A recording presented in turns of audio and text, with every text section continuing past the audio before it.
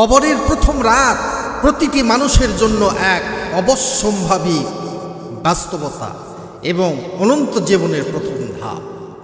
এই রাতে কেমন হবে তা নির্ভর করে দুনিয়াতে মানুষের ঈমান ও আমলের উপরে। কারো জন্য এটি হবে জান্নাতের বাগান স্বরূপ, আর কারো জন্য হবে এটা জাহান্নামের গর্ত। কোরআন ও হাদিসের আলোকে কবরের প্রথম রাতের ঘটনা আমি আপনাদের সামনে তুলে ধরব। মেহেরবানি করে আপনারা ধৈর্যের বাতি সবুরের তেল দিয়ে শুনবেন। মুমিন বা নেককার বান্দার জন্য কবরে প্রথম রাত, একজন ঈমানদার ও সৎকর্মশীল ব্যক্তির জন্য কবরের প্রথম রাত হবে শান্তি, নিরাপত্তা, নিয়ামতের পরিপূর্ণ। সুবহানাল্লাহ।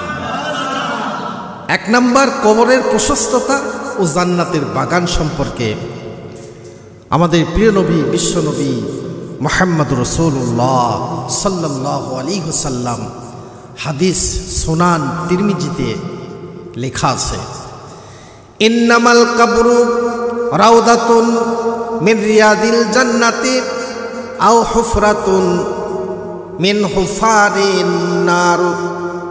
কবর হয় জান্নাতের বাগান সমূহের একটি বাগান হবে, অথবা জাহান্নামের গর্ত সমূহের মধ্যে একটি গর্ত হবে। একজন মানুষের জন্য হয় কবরটুকু জান্নাতের বাগানে পরিণত হয়ে যাবে, অথবা একজন মানুষের জন্য করে কবরটুকু জাহান্নাম হয়ে যাবে। ঈমান, ইয়াকিন, আমলের কারণে এটা হবে। যদি সে আমল করে জান্নাতের বাগিচা হবে কবর, আর যদি সে আমল না করে তাহলে কবরটা হয়ে যাবে জাহান্নাম। 2 নাম্বার, ফেরেশতাদের আগমন ও সহজ প্রশ্নোত্তর। মুনকার ও নাকির নামক 2 জন ফেরেশতা সুন্দর আকৃতিতে আগমন করবেন এবং তাকে অর্থাৎ মৃত্যু ব্যক্তিকে অত্যন্ত সহজে 3টি প্রশ্ন করবেন। আর এই 3টি প্রশ্ন কি আমি আস্তে আস্তে আপনাদের সামনে আমি তা তুলে ধরব। আল্লাহ রাব্বুল আলামিন কোরআনে কারিমের মধ্যে তিনি বলছেন, ইউসবিতুল্লাহুল্লাযীনা আমানু বিল কওলিস সাবিতি ফিল হায়াতিদ দুনিয়া ওয়া ফিল আখিরাহ। যারা ঈমান এনেছে আল্লাহ এবং আল্লাহ রাসূলের উপরে, আল্লাহ তাদেরকে সুদৃঢ় বাক্য কালেমা দ্বারাই দুনিয়ার জীবনে ও আখিরাতে প্রতিষ্ঠিত রাখবেন। যারা ঈমান এনেছে, আল্লাহর বিধান মোতাবেক জীবনযাপন করেছেন, আল্লাহ রাব্বুল আলামিন তাদেরকে তার পবিত্র বাক্যের মাধ্যমে কালেমার কারণে তাদেরকে ক্ষমা করে দিবেন। সুবহানাল্লাহ। আল বারা ইবনে আযিব রাদিয়াল্লাহু তাআলা থেকে হাদিসটি বর্ণিত। এই হাদিসটি অনেক দীর্ঘ লম্বা। হাদিস শরীফের মধ্যে লেখা আছে, যখন কোনো মানুষ মৃত্যুবরণ করে আর যখন তাকে গিয়ে দাফন করানো হয়, কবরস্থ করানো হয়, কবরে রাখার সঙ্গে সঙ্গে ফেরেশতারা এসে তখন তাকে প্রশ্ন করেন, মার রাব্বুকা, তোমার প্রভুকে, মা দীনুকা, তোমার দিন কি? প্রশ্ন করে তোমার রবকে, তোমার দিন কি? রাসূল আকরাম সাল্লাল্লাহু আলাইহি ওয়াসাল্লাম বলেন, ওই ব্যক্তিকে ফেরেশতারা আরো প্রশ্ন করে, মা হাযার রাজুল, তার মানে বিশ্বনবী মুহাম্মদ রাসূলুল্লাহ সাল্লাল্লাহু আলাইহি ওয়াসাল্লামের পবিত্র চেহারা মোবারকখানা মৃত্যু ব্যক্তির সামনে নিয়ে যান, আর মৃত্যু ব্যক্তিকে প্রশ্ন করেন, এই ব্যক্তিকে তোমরা কি চেনো, তুমি কি চিনো?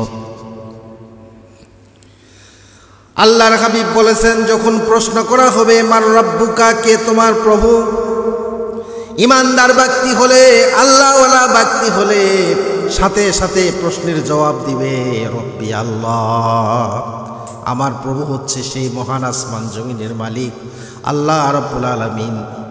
আবার যখন প্রশ্ন করবে মা দীনুকা, তোমার দিন কি, তখন জবাব দিবে দীনিয়াল ইসলাম, আমার দিন হচ্ছে ইসলাম। প্রশ্ন করবেন মা হাযার রাজুল, এই ব্যক্তিকে এই প্রশ্ন করার সঙ্গে সঙ্গে ইমানদার ব্যক্তি হলে সাথে সাথে বলবেন ফায়াকুলু হুয়া রাসূলুল্লাহি সাল্লাল্লাহু আলাইহি ওয়াসাল্লাম, ইনি বলেন আমার সেই বিশ্ব দরদি নবী, যার হাতে আছে আমার সুপারিশ, আমার সাফায়েতের দায়িত্ব। সুবহানাল্লাহ। আল্লাহর হাবিব বলেছেন এই তিনটি প্রশ্ন সঙ্গে সঙ্গে সঠিকভাবে যদি জবাব দেওয়া হয়, আল্লাহ পাক ফেরেশতাদেরকে ডেকে বলেন, ফেরেশতা আমার বান্দার কবরটাকে তোমরা প্রশস্ত করে দাও, জান্নাতের দরজা উন্মুক্ত করে দিয়া আমার বান্দার কবর আর জান্নাতের দরজা মিলায়ে দাও। আল্লাহ রাব্বুল আলামিন ফেরেশতাদেরকে বলবেন জান্নাতের সুন্দর বিছানায় আমার বান্দার কবরে বিছায়ে দাও, আমার বান্দা আমার কবরে থাকবে, আর তাকে সুন্দর করে ঘুমায়ে দাও। আমার বান্দাকে এমন ঘুম পাড়ায় দিবে রে ফেরেশতা, কিয়ামতের আগে আমার বান্দা যেন আর কোনোদিন চেতন না হয়। সুবহানাল্লাহ। ভাইরা আমার, বন্ধুরা আমার, যে কথা বলছিলাম, যে ব্যক্তি নামাজ পড়ে না, রোজা রাখে না, আল্লাহর বিধান পালন করে নাই, নবীর সুন্নাহর কোনো পায়রামি করে নাই, যে ইহকাল পরকাল কিছুই জানে না, কিছুই বোঝে না, জানারও চেষ্টা করলো না, এমন ব্যক্তি যখন কবরে চলে যাবে, যাওয়ার সঙ্গে সঙ্গে ওই ফেরেশতারা এসে তাকে প্রশ্ন করবে আবার মান রব্বুকা, কে তোমার রব? এই কথা বলার সঙ্গে সঙ্গে সেই ব্যক্তি যখন বলবে লা আদরি, আমরা এই ব্যাপারে কিছুই জানি না, হায় হায় এ সম্পর্কে তো আমরা কিছুই বুঝি না। আবার বলবে কে তোমার দিন? তখন সে জবাব দিবে আমরা তো এই সম্পর্কে কিছুই জানি না। প্রিয় নবী মুহাম্মদ রাসূলুল্লাহ সাল্লাল্লাহু আলাইহি সাল্লামের পবিত্র চেহারা মোবারক তাকে দেখানো হবে, তিনি তাকে চিনতে পারবেন না। চিনবেন কেমনে করে? দুনিয়াতে যদি নবীর সঙ্গে প্রেম না থাকে, মহব্বত না থাকে, রসুলের সুন্নাহর পায়রামি যদি না থাকে, আল্লাহর দ্বীন ইহকাল পরকাল সম্পর্কে যদি কিছু না জানে, তাহলে নবীকে চিনবে কি, আখিরাত কি চিনবে, পরকাল কি চিনবে? ঠিক কিনা বলেন? এই জন্য আমার ভাইয়েরা, কবি বলেছেন সাহাবতে সালি তুরা সালিকুনাত, সাহাবতে তালে তোরা তালিকুনাত। দুনিয়াতে যদি তোমরা ভালো কাজ করো আর ভালো মানুষের সঙ্গে যদি উঠা বসা করো, আল্লাহ পাক হাসরের ময়দানে ওই ভালো মানুষের সঙ্গে তোমার করবে। সুবহানাল্লাহ। আর যদি দুনিয়াতে খারাপ মানুষের সঙ্গে উঠা বসা করো, ইহকাল পরকাল আল্লাহ রসুল কিছুই তুমি জানতে পারবে না। হাসরের ময়দানে খারাপ মানুষের সঙ্গে তোমাকে জাহান্নামে চলে যেতে হবে। ঠিক কিনা বলে? ওই কঠিন রাতের প্রস্তুতির জন্য দুনিয়াতে আমাদের করণীয় হলো ঈমান ও নেক আমল, এর কোনো বিকল্প নাই।